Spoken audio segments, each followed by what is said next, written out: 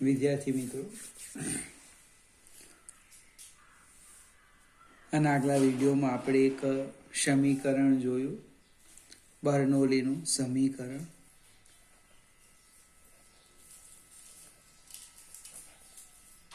કંઈક આ રીતે લખ્યું હતું: દબાણ વત્તા એકમ કદની ગતિ ઉર્જા વત્તા એકમ કદની સ્થિતિ ઉર્જા બરાબર અચળ. હવે એકમ કદ કેમ બોલતા હતા તો હજુ એકવાર સમજાવું. રો આમ લખાય m/v. જો v એક એકમ લઈએ તો રો બરાબર m. સમજવા પ્રયત્ન કરો. જ્યાં રો લખ્યું છે ત્યાં m વાંચો તો 1/2 mv² ગતિ ઉર્જા, mgh સ્થિતિ ઉર્જા. હવે આપણે સ્થિર તરલ માટે બર્નોલીનું સમીકરણ લખીએ.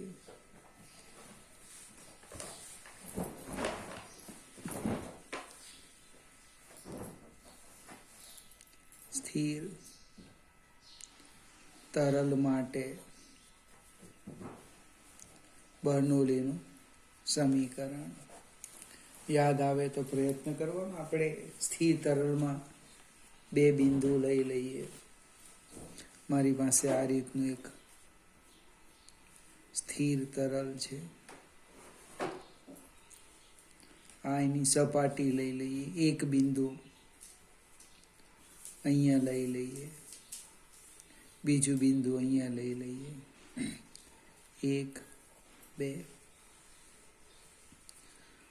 આકૃતિ જોજો. આ ઊંચાઈ હું h1 લઈ લઉં, આ ઊંચાઈ આપણે h2 લઈ લઈએ.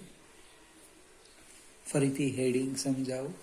સ્થિર તરલ સ્ટેટિક માટે હું લખું છું. તો બિંદુ 1 અને 2 પાસે બર્નોલીનું સમીકરણ વાપરું છું. P1 પ્લસ 1/2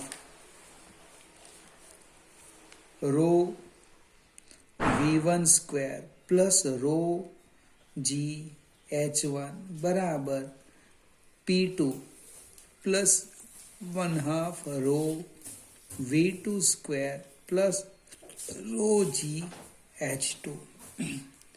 તરલ સ્થિર છે. સ્થિર v1 બરાબર v2 બરાબર 0. એટલે કે P1 પ્લસ રો gh1 બરાબર P2 plus row gh2. P1 greater than P2 છે એટલે એને આમ લખી દે. P1 માઇનસ P2 બરાબર rho gh2 minus rho gh1. Rho g સામાન્ય કાઢીએ તો P1 માઇનસ P2 બરાબર રો gh2 માઇનસ h1. કંઈક યાદ આવે તો જો ભાઈ, h2 માઇનસ h1 બરાબર, ધારો કે હું h લખું તો શું થાય? P1 માઇનસ P2 બરાબર રો gh. આપણે આ સમીકરણ નિરપેક્ષ દબાણનું સમીકરણ મેળવેલું યાદ ને? P બરાબર P0 પ્લસ રો gh. બેઠું એ જ આવી ગયું. ક્યાંથી આવ્યું? બર્નોલીના સમીકરણ પરથી મેળવ્યું. અને P1 બરાબર P2 પ્લસ રો gh. બીજું એક પોઈન્ટ્સ લખીએ. મારી પાસે એક પાત્ર છે. પાત્ર આ રીતનું. આ એનો તળિયો લઈ લઈએ. એની અંદર અહીંયા સુધી પ્રવાહી ભરેલું છે. આ રીતના જસ્ટ કલ્પના કરો.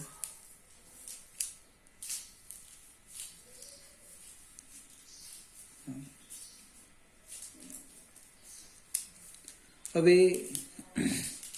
આ એની મુક્ત સપાટી છે, એની ઊંચાઈ ચોપડીની વાત કરીએ તો આમ લખી દેમ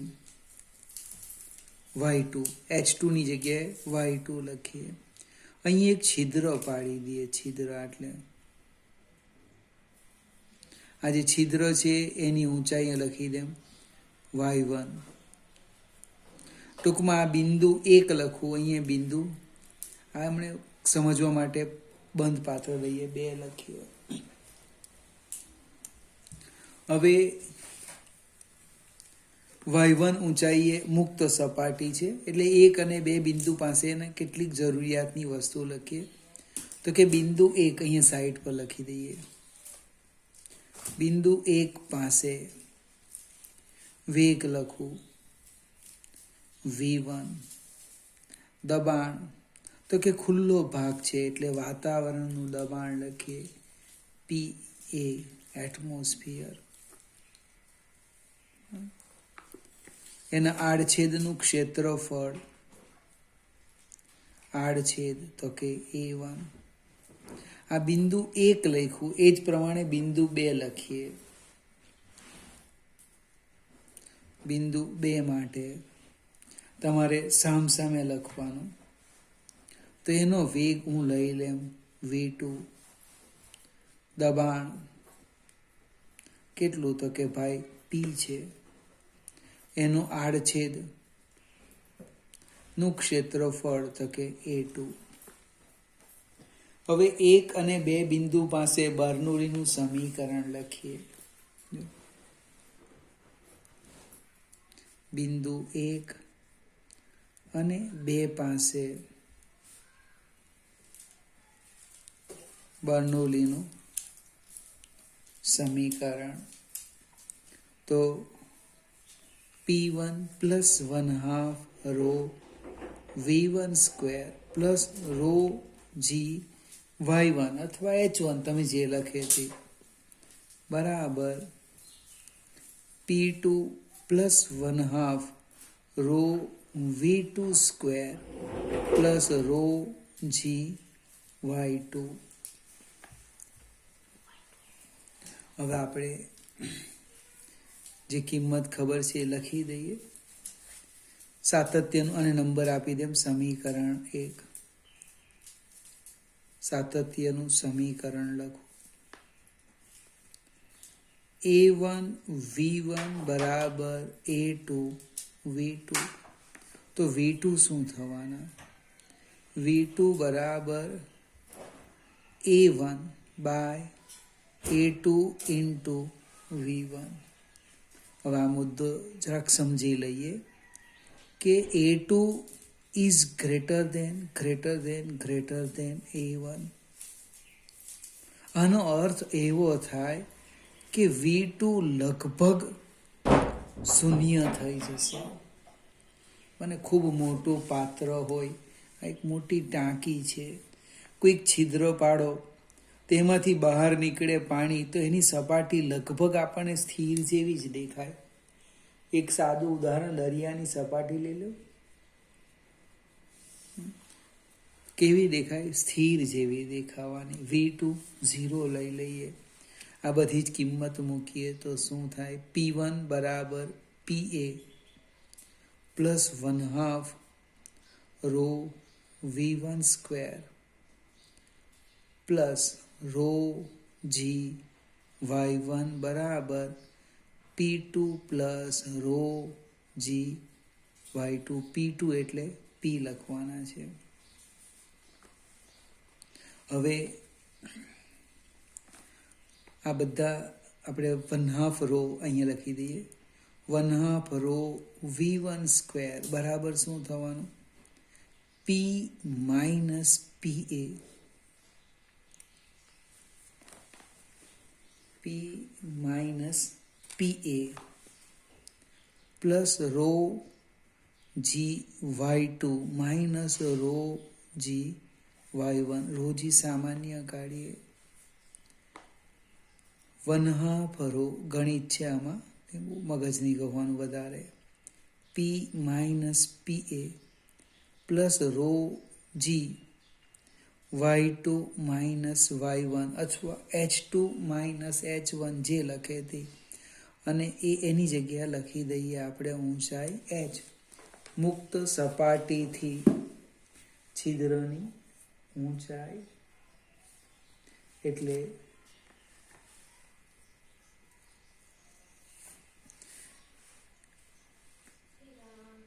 v1 સ્ક્વેર. જો એક સાથે હું બે સ્ટેપ લખું છું, v1 સ્ક્વેર ટ્વાઇસ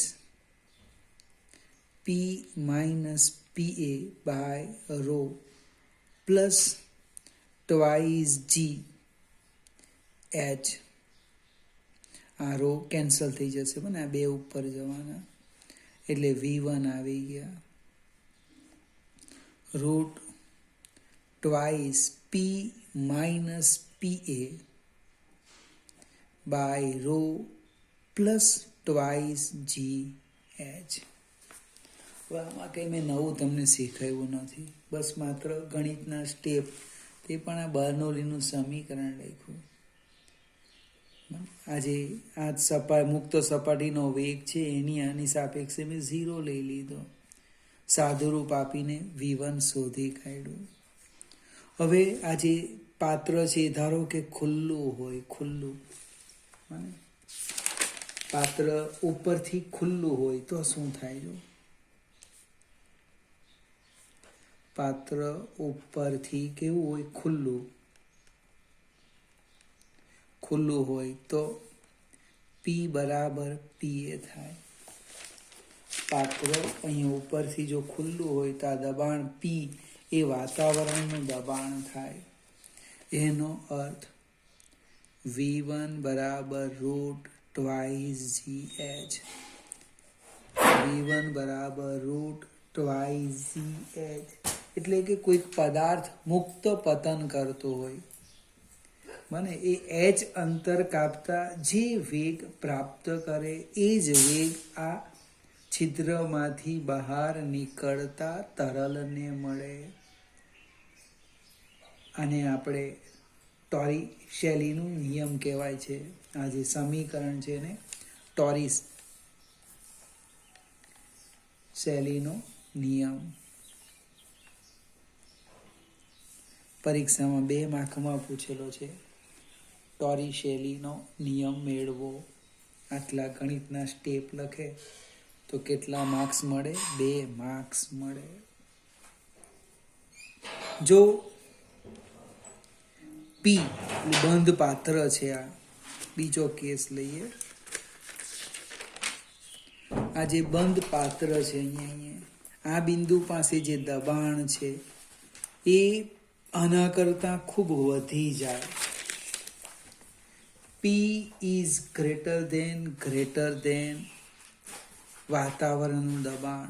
તો એનો અર્થ એવો થાય કે p minus pa by rho ની સરખામણીમાં ટ્વાઇસ gh ને અવગણતા તો v1 આમ લખાય, root twice p minus pa by rho. ફરીથી, જો બંધ ટાંકીમાં મુક્ત સપાટી ઉપરનું દબાણ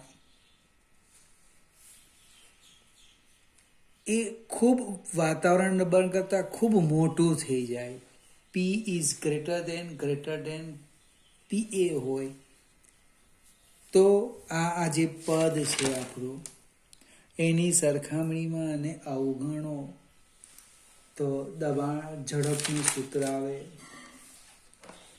v1 બરાબર root twice p minus pa by row.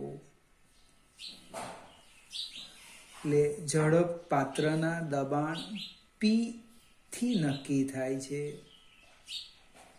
અને આવી સ્થિતિ એમ કહેવાય રોકેટમાં હોય, બંધ પાત્ર આવે ને, અને આવી સ્થિતિ શામાં હોય? રોકેટમાં પ્રાપ્ત થાય. વાયુ બહાર નીકળી આવે, બરાબર ને.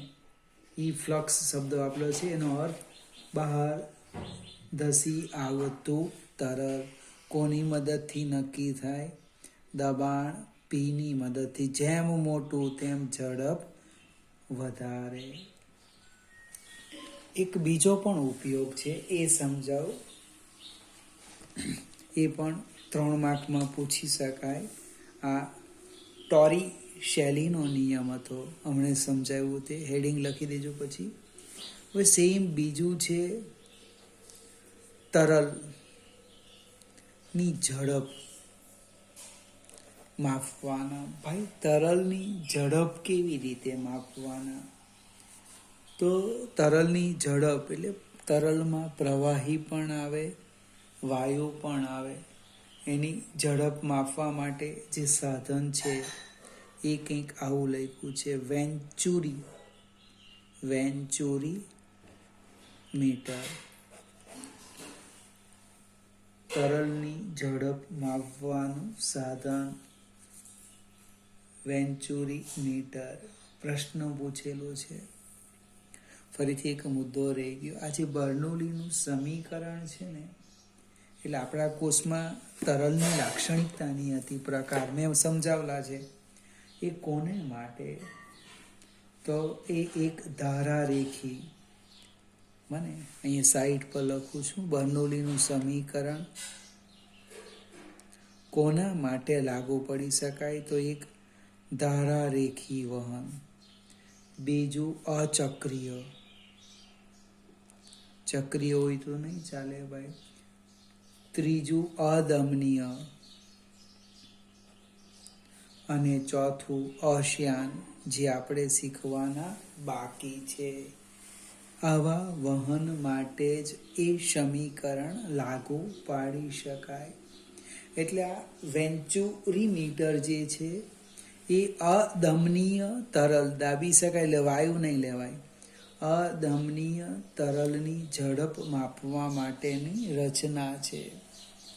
હવે એની આકૃતિ શાંતિથી સમજવા પ્રયત્ન કરીએ. હું દોરું પછી એ સમજાવતો જામ છું. મારી પાસે એક આવી નળી છે, બહુ અલગ પ્રકારની નળી છે. જોજો,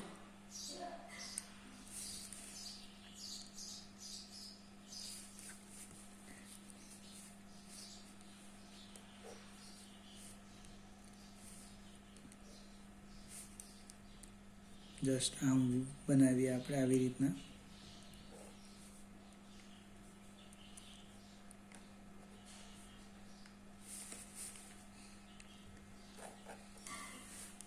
આ જે નળી છે એ નળીનું નામ છે વેન્ચુરી મીટર.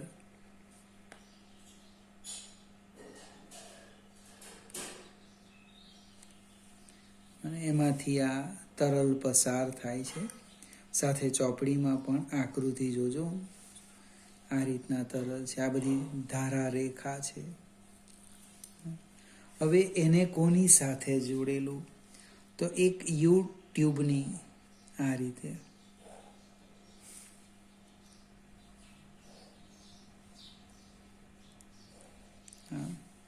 આ એક મેનોમીટર છે, મેનોમીટર.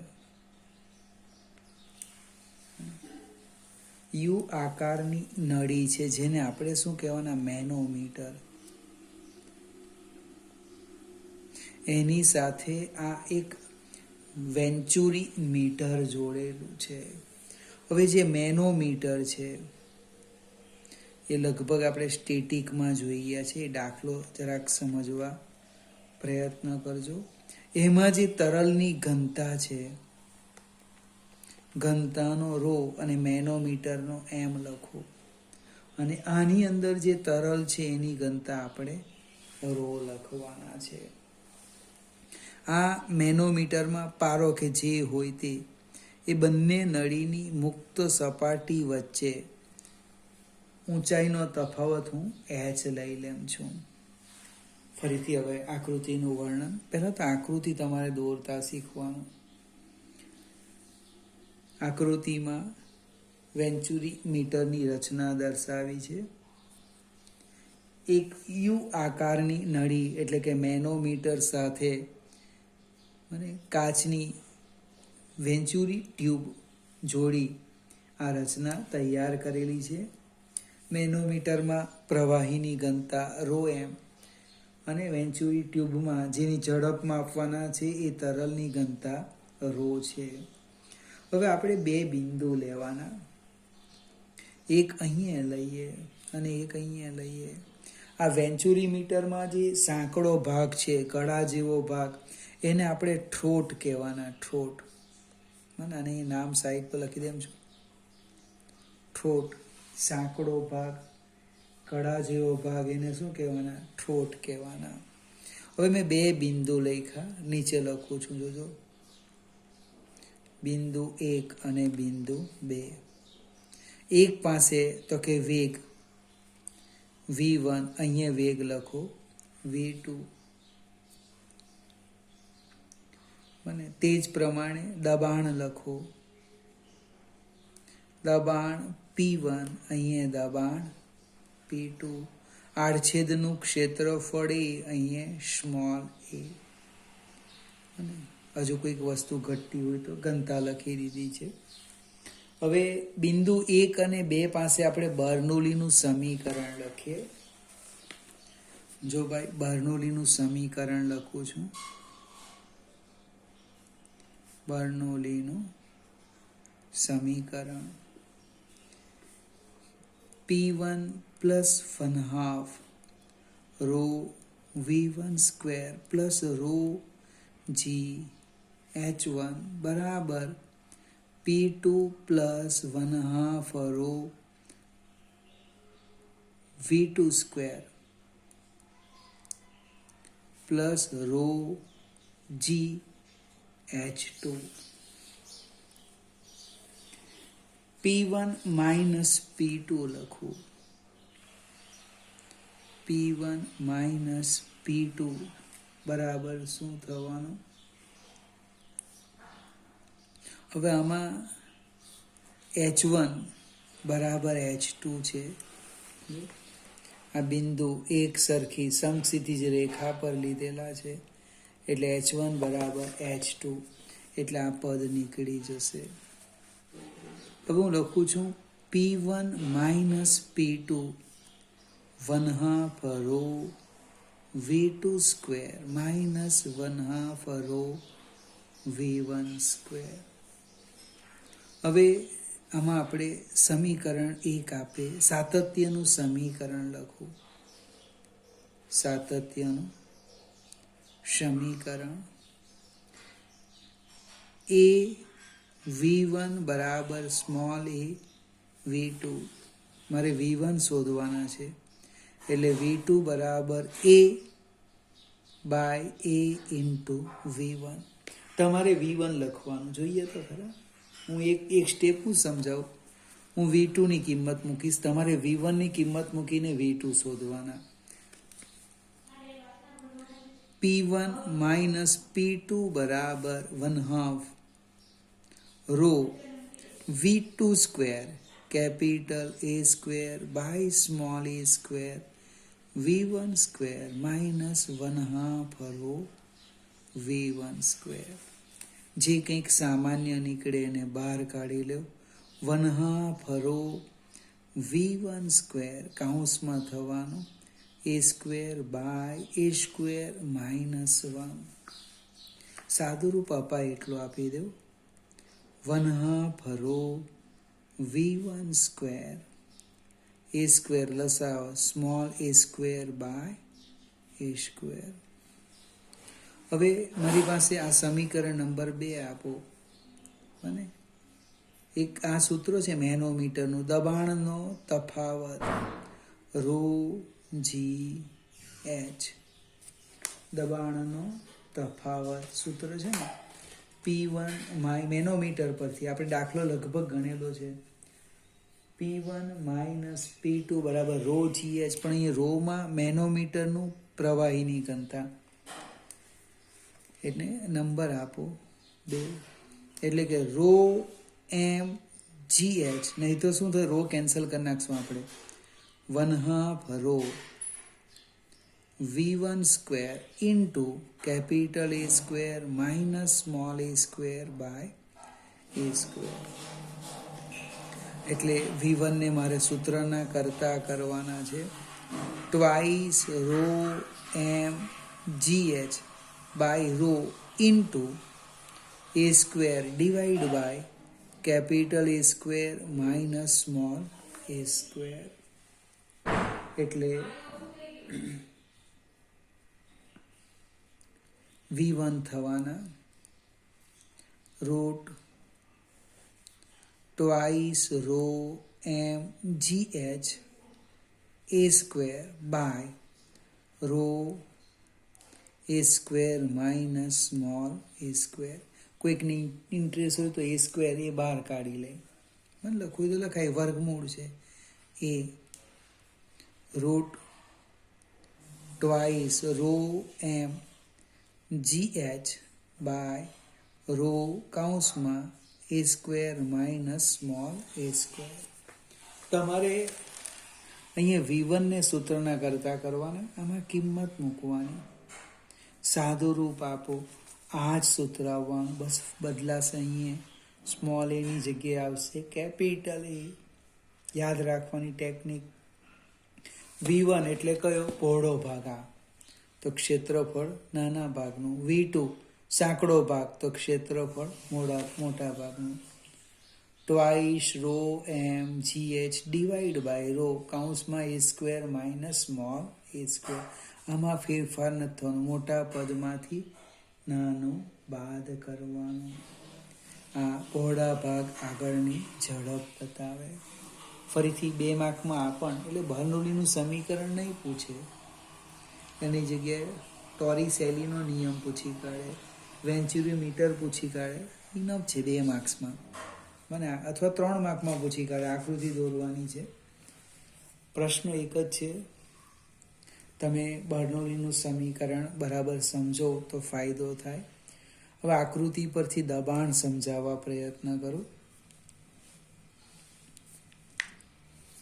અહીંયા આડછેદનું ક્ષેત્રફળ વધારે છે, એટલે ધારા રેખાઓ કેવી? છૂટી છૂટી છે. ધારા રેખાઓ છૂટી છૂટી એટલે વેગ ઓછો, વેગ ઓછો એટલે અહીંયા દબાણ વધારે. પાછો પ્રશ્ન ઉદ્ભવે, તમને કોણે કીધું? તો આપણે ચર્ચા કરીએ. મારી પાસે જે બર્નોલીનું સમીકરણ છે હું અહીંયા લખું છું, રફ કામ કરું છું. p plus 1/2 rho v square plus rho gh equal to અચળ. હવે આ પદને હું કાઢી નાખું, સમક્ષિત એટલે એ પણ અચળ છે, એટલે આખો ભાગ અચળ થઈ ગયો. જો વેગ ઘટે તો દબાણ વધે, વેગ ઘટે તો દબાણ વધે, અને વેગ વધે તો દબાણ ઘટે. સૌથી અગત્યનો મુદ્દો છે, આના પરથી ચર્ચા કરવાનો. અહીંયા શું થવાનું? વેગ ઘટવાનો. કોણે કીધું? સાતત્યનું સમીકરણ. ક્ષેત્રફળ આની સાપેક્ષે ખૂબ મોટું છે, વેગ ઓછો દબાણ વધારે, એટલે આ તરલ નીચે ગયું. જો અહીંયા શું થયું? ક્ષેત્રફળ ઓછું છે, વેગ વધવાનો, વેગ વધવાનો એટલે દબાણ ઘટવાનું, એટલે આ તરલ ઉપર જાય છે, ઉપર. પ્રશ્ન પૂછવાનો, તમને કોણે કીધું ઉપર જવાનું? કેટલાક વ્યક્તિને પેલું શું કે સ્પ્રે કયા સિદ્ધાંત પર કાર્ય કરે? છંટકાવ કરો ને, તે આ સિદ્ધાંત પર કાર્ય કરે. પણ એ ક્યારે સમજ પડે? પ્લીઝ મિત્રો, આ બર્નોલીનું સમીકરણ સમજો, એ શું કહેવા માંગે. ફરીથી આ 2 થિયરી વત્તા આટલી મારે જે ચર્ચા છે છેલ્લી, કે વેગ વધે તો દબાણ ઘટે, વેગ ઘટે તો દબાણ વધે. શા માટે, કેવી રીતના, એ સમજો તો બીજી 2 કે 3 એપ્લિકેશન છે, તરત ખ્યાલ આવી જશે.